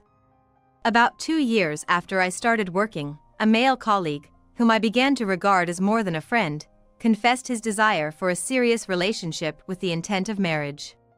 I accepted his proposal without hesitation. A year has passed since then, and we are now in full swing preparing for marriage. Our new home is located not far from my in-laws' place, and with the pretext of a wedding gift, both our parents contributed little by little, and we bought a pre-owned single-family home. The remaining amount of the purchase price was covered by a mortgage, but since both my husband and in-laws agreed I should keep working post-marriage, we were optimistic that working together would allow us to pay it off sooner. There was a reason for choosing a single-family home. I have an extraordinary love for cats, and I lived surrounded by several cats at my parents' home. When I decided to attend a university in another state and had to live alone, of course, I never considered parting from my cats. My parents strongly opposed me taking a cat with me to live alone, but I persuaded them by saying I would work part-time and take responsibility for it. In the end, I was only able to bring one cat from my parents' home, but I pride myself on not letting my cat feel deprived while I balanced my studies and part-time work. After graduation, I continued to live in the same pet-friendly apartment, but post-marriage, it was undeniable that the apartment was too small. I was very sad at the thought of possibly having to return my cat to my parents' house. To me, cats are almost like soulmates. Having my dear cat with me has allowed me to endure tough exams and overcome the loneliness of living alone for the first time. My husband was aware of my passion for cats even before we started dating, so he was okay with keeping a cat. However, it was challenging to find a pet-friendly apartment or condo. Finding a small space suitable for a single person wasn't too hard, but considering 2 adults and the possibility of children in the future, along with rent considerations, the search was proving difficult. One day, when we went to my in-laws' house for wedding introductions, I hit it off with my mother-in-law over our love of cats. My mother-in-law, though an in-law herself, was a local like my in-laws, so I thought she might have information on pet-friendly rentals and consulted with her. She was thrilled at the prospect of living with a cat and suggested, with much excitement, "Why don't you just buy a single-family home?" As it turns out, my mother-in-law loves cats and lived with them before marrying, but had to give up cohabiting with them after discovering my father-in-law's cat allergy. With this background and perhaps feeling a bit guilty, my father-in-law didn't argue against the idea and decided to help fund our home purchase. It didn't seem fair to rely only on my in-laws, so when I explained the situation to my parents, they offered to help for the sake of the cat.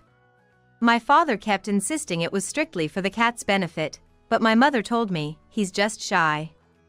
Don't worry about it, it's a wedding gift," and shared a knowing smile. My dad has always been shy about expressing his true feelings, and it's not like he needed to be shy at a time like this, so my mother and I couldn't help but laugh together. Thus, with the help of our parents, we were able to settle on our new home much sooner than expected, and we decided to move before the wedding. My mother-in-law, who adores cats, is still in her youthful 50s. She works part-time on some days, takes up hobbies, and like clockwork, rejuvenates herself monthly at a cat cafe. Seeing how she's that kind of person, I thought our cat would warm up to her in no time. So I quickly invited her over to our new place, and to my surprise, our cat took to her more than I imagined, and she seemed to have a blast. Ever since then, she's been visiting frequently not just to play with the cat but also to share long-lasting recipes and secretly spill the beans on my husband's favorite dishes. She really goes out of her way, and it has made my relationship with her very good. My husband and I are already living together in our new home, so it feels like married life has already started, even though the wedding is still ahead. We work at the same company, but once our marriage was decided, my husband got transferred to another department. It seems he had already requested a transfer, so he's pretty pumped about moving to the department he wanted. Our work start times are the same, but we come home at different hours.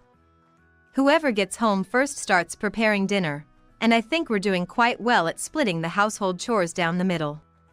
During the commute, my husband often reads the newspaper because of his job, while I've made it a routine to check on our cat through the pet camera I installed at home.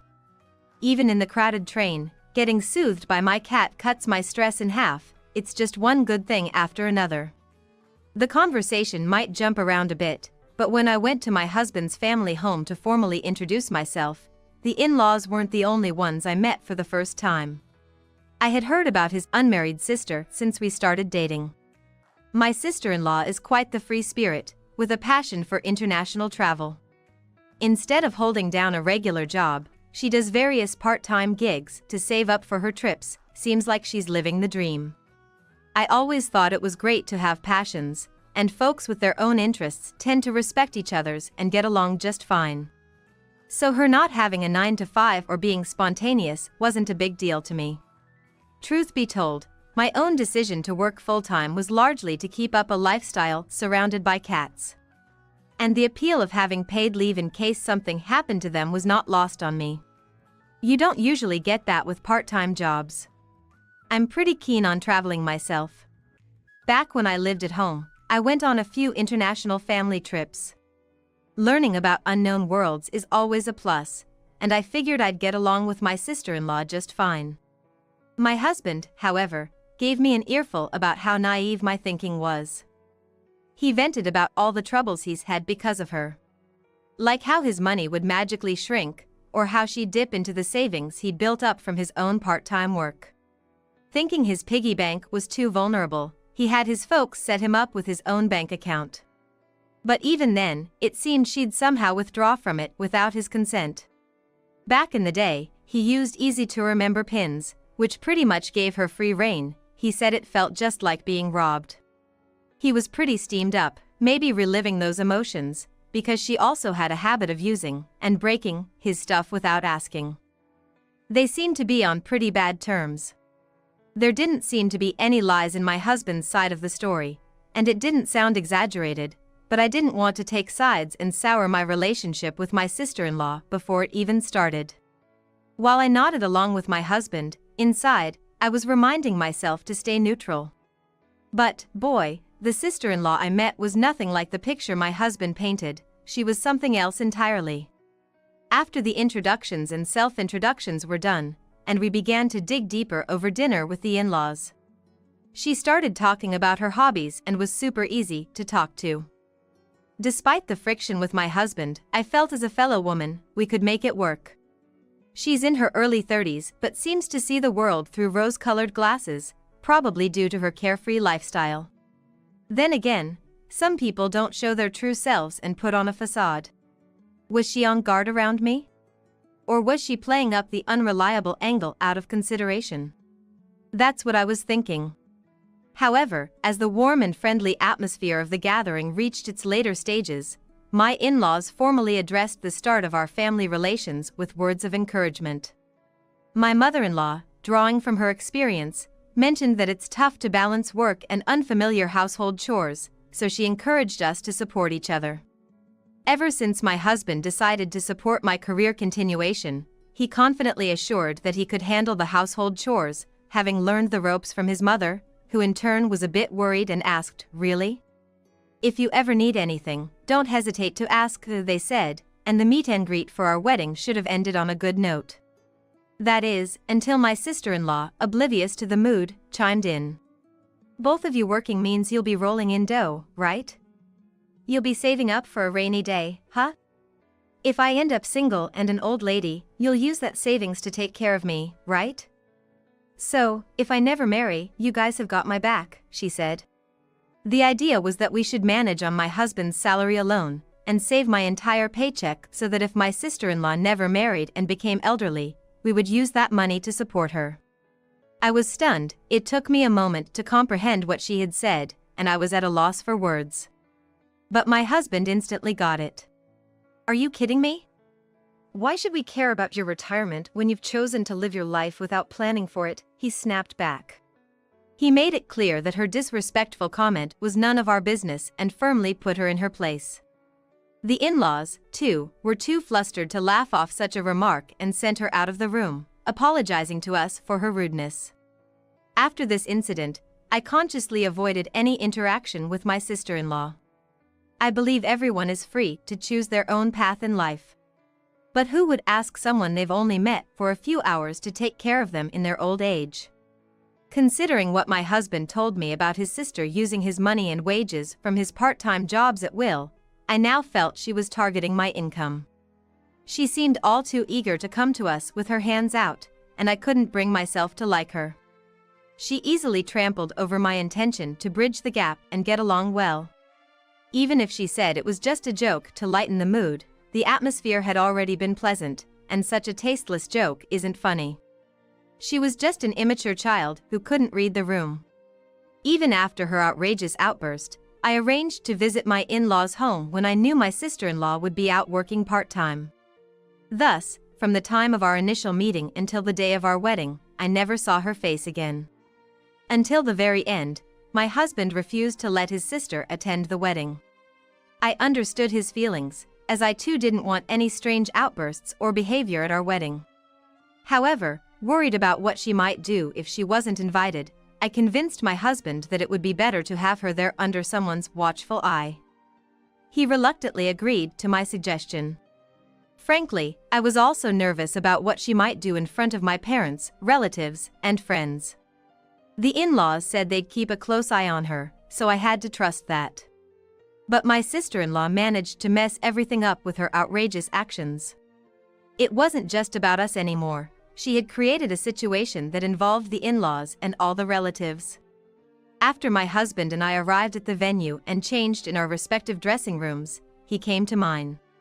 He was in a light-colored vest and morning suit, while I wore a white wedding dress that showed off my shoulders and back. The dress and veil were too long for me to move around on my own. It would be selfish of me to ask him to stay because I felt lonely since he had greetings to make with his work colleagues. So I was really happy when he came to my dressing room. The time until the start of the wedding ceremony also served as a solid time filler for me. It's not so much killing time, it has become a part of my daily routine. That meant checking on our beloved cat through the pet camera and getting that warm, fuzzy feeling. When my husband came in, I was just about to look through the camera on my phone. He had become quite the cat lover since we started living with one. "Do you want to watch together?" I asked, and he told me to go ahead. Apparently, he wasn't used to the morning suits he was wearing, and it seemed like that was the least of his concerns. Taking advantage of my husband's kindness, I peeked into the pet camera, but what was displayed was not my beloved cat, but my sister-in-law. We had received a message from my mother-in-law while we were moving to the venue. The gist of it was that she was going to bring my sister-in-law to the venue now. We had agreed to keep each other posted so my sister-in-law wouldn't cause trouble for other guests. My mother-in-law had assured us that since they were driving, there'd be no unsupervised actions, so we were at ease, but what was this all about? I called out to my husband loudly. At that moment, still unaware of the gravity of the situation, my husband naively remarked that I didn't need to shout to be heard. But he was speechless after seeing the live feed from the pet camera. Uncharacteristically, he let out a few expletives. It was clear his anger was too intense to contain. Then he spun on his heel and stormed out of the dressing room. I followed him in a hurry. Considering I was likely to trip in my heels, I kicked them off. Even if it looked undignified, I took off the meticulously set veil and boldly lifted the hem of my dress to run. My husband headed straight into the family's waiting room. To give the out-of-town family a comfortable place to rest, instead of the usual waiting room, a room spacious enough for a small banquet had been prepared. Thanks to its size, the room came with a large installed screen. When I caught up to my husband, the entire family was taken aback, not understanding his actions. He was saying something to his parents, but his anger was so intense that the subject of his sentences was missing. Noticing I had caught up, he asked to borrow my smartphone. With my phone, he projected the live feed from the pet camera onto the big screen and turned up the volume so everyone in the corner could hear. The screen showed my sister-in-law humming a tune while rummaging around the room. At first, my husband's relatives thought it was some kind of skit, watching her behavior with dismay. There were even some murmurs of exasperation about how she had always been one to do outrageous things. But the moment my sister-in-law began to rant about my husband to the tune of her humming, the atmosphere in the room turned icy. "He's shutting out his own sister, what's up with that guy? Having tea with my sister-in-law isn't such a big deal, right?" Of course, the tabs on my gainfully employed sister-in-law. She also said, "Remember when my brother gave his wife that fancy engagement ring? And sometimes he buys trendy jewelry." I bet that was all for me. Muttering to herself that I shouldn't need the accessories I used to wear when I was single, my sister-in-law meticulously rummaged through my dresser. She even said she'd cash in anything that didn't suit her or looked valuable. I had given my mother-in-law a spare key so she could play with the cat anytime. Knowing this, my sister-in-law, who had been banned from our house, took advantage of my mother-in-law's absence during the wedding to sneak in and look for valuables. Upon understanding the situation, my in-laws immediately stood up, their faces pale, and apologized to me. When we got to the venue, my sister-in-law excused herself to use the restroom. Regardless of whether my sister-in-law needed to be watched all the way to the restroom, anyone would think that if you bring someone to a venue, they would behave. My husband and I, along with my in-laws, never thought my sister-in-law would do something so drastic as to head to the venue. We assumed we'd be notified when she arrived. Who would have thought that on the very day of her own brother's wedding, she would sneak into our house to commit theft? My in-laws did apologize again, emphasizing that stopping my sister-in-law's actions was the priority, and with that, my father-in-law sprinted out of the waiting room. My mother-in-law followed him. The relatives on my husband's side seemed unable to grasp the situation. Maybe they were struggling to organize their feelings, terrified that a criminal might emerge from the family. Oblivious to the relatives' awareness, my sister-in-law, upon finding branded accessories in my dresser, tried them on, checking herself in the mirror with a satisfied smile and even checking their resale value on her phone. The relatives left in the waiting room began to grumble complaints about my sister-in-law's behavior and their growing distrust towards the in-laws who had raised her. They questioned the upbringing, suggesting that being a freeloader and single past 30 led to this behavior. Regarding this, I think it's questionable whether my husband should apologize. From the beginning, he doesn't care about the opinions of relatives, and it seems he is thinking about how to make his sister atone for her foolish actions. I could tell he was desperately trying to control his anger as he clenched his fist over and over. I felt anger and disbelief, but I was convinced that my sister-in-law and I were fundamentally different people. Talking to a person like that is just a waste of time. Even if they suffer a setback, they'll just sleep it off and completely forget about it by the next day. They don't learn from their mistakes nor have any intention of growing. They're nothing but the dregs of society, only capable of thinking about how to get through life the easy way. I swore that even if my husband or in-laws groveled and begged me for forgiveness, I would never let her in. But I doubt my husband would want that anyway. About 10 minutes after the in-laws had stormed out, the live video took a dramatic turn. As my sister-in-law was engrossed in her search, my father-in-law lunged into the room. Before she could turn around at the sound of the door swinging open, she was suddenly grabbed from behind, completely taken aback. "What are you doing here in my son and daughter-in-law's home, which you're banned from?" Her face was clearly shaken. Our new home wasn't equipped with security measures. It seemed like she had done her homework, knowing this. She must have found a way to snoop around without the in-laws' watchful eyes, knowing well enough that my mother-in-law had a spare key. But it looked like she hadn't thought about what would happen if she got caught. She was stumbling over her words, trying to make excuses. I was asked by my sister-in-law. "Look, I even found the jewelry as proof, right?" Then, trailing behind, my mother-in-law entered the room. Holding a smartphone, she loudly exclaimed that she had to report the illegal entry to the police. "Why would I ask you, someone who's banned?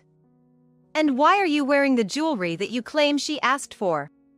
My sister-in-law's weak excuses were met with solid arguments from my mother-in-law, and as my sister-in-law looked for a chance to escape, my father-in-law pinned her down with his full weight. She was complaining that she was in pain, that she would suffocate to death, but my father-in-law firmly told her that if she had the strength to shout, she wasn't going to die. Right then, the police arrived, having been notified. My sister-in-law was taken away as a trespasser, but she kept resisting, repeating, "Just because I entered a family member's home, that's trespassing? Are the police here idiots?" My mother-in-law informed her that all the evidence was there, and that the entire family had seen it happen in real time, revealing the existence of the pet camera. When my sister-in-law saw the bedroom camera, she seemed to admit her defeat and was quietly led away by the police. I breathed a sigh of relief at that sight. I hadn't thought the in-laws would hand her over to the police, but I was grateful that they imposed a proper sanction. Yet, the fact that the criminal act of a real sister was exposed made it complicated to feel simply happy about it. Even if they hated each other and didn't get along, they were still siblings, and I believed that he must have his own thoughts about it. The relatives' room on my husband's side was in uproar.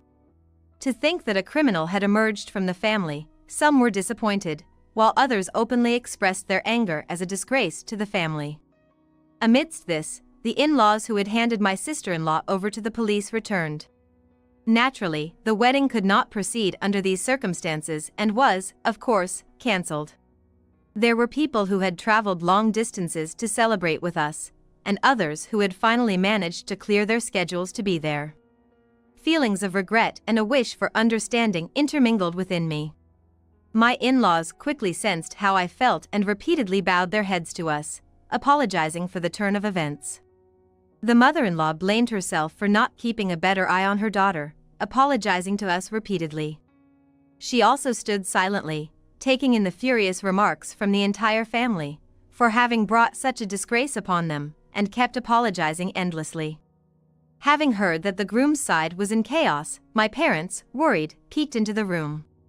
Seeing the in-laws apologizing to the groom's family, they realized something was seriously wrong and asked me for an explanation. I could say that my sister-in-law had broken into our new home to steal, but I didn't know how much they would believe. Then, noticing my parents were there, my in-laws came over and, without any explanation, apologized to my parents.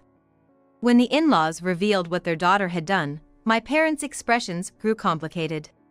My husband knew his sister had issues, but he had no idea she was this foolish. Along with his parents, he apologized to mine. Despite him being a victim too. But neither my parents nor I could simply say don't worry about it, and a heavy, indescribable silence hung in the air. After gathering their thoughts, my parents said they'd leave future decisions up to us, but they did agree to cancel the wedding, and for the time being, that settled things. Later on, my sister-in-law got off with just a fine because it was her first offense and she hadn't actually stolen anything. If she had been caught after rifling through the new house, theft would have been added to her charges, and she wouldn't have gotten off with just a fine. My husband bitterly said she should have been arrested for theft and spent some time in jail. I was slightly in agreement, not wanting anything to do with her going forward. Though my sister-in-law got off with a fine, she now had a criminal record, and the in-laws severely scolded her for breaking into someone's house while they were away, even if she was family. My daughter would know right from wrong well past the age of 30. My father-in-law raged to the point I thought his veins might pop, and I heard he disowned her right then and there. She had to pay for all wedding-related expenses, including those incurred from the cancellation. My sister-in-law, who had blown through all her part-time job earnings, was forced to borrow from every lender out there to cover the costs. Of course, some lenders were reputable while others were shady, skirting the edges of the law, and now she faced a future of hard work and being hounded by debt collectors. Unable to accept this series of events, my sister-in-law took to social media to vent her frustrations and seek validation, but instead, she ignited a firestorm of criticism. Her photo, real name, and criminal record were spread all over the internet, and a search would bring up those details. She later deleted her posts, but someone had saved the logs, and her rants never really disappeared from the internet. Even when she created new social media accounts, she was quickly found out, ensuring that her criminal past would follow her. She was fired from her previous part-time job because having a criminal worked there could tarnish the establishment's reputation, and she was let go from other jobs after being outed by coworkers who knew of her infamy. She's currently scraping by, working in physically demanding jobs like construction, barely making her debt payments. It's said that resuming her hobby of traveling abroad is almost impossible now. After all that settled down, we had a small, intimate wedding with just close friends and family.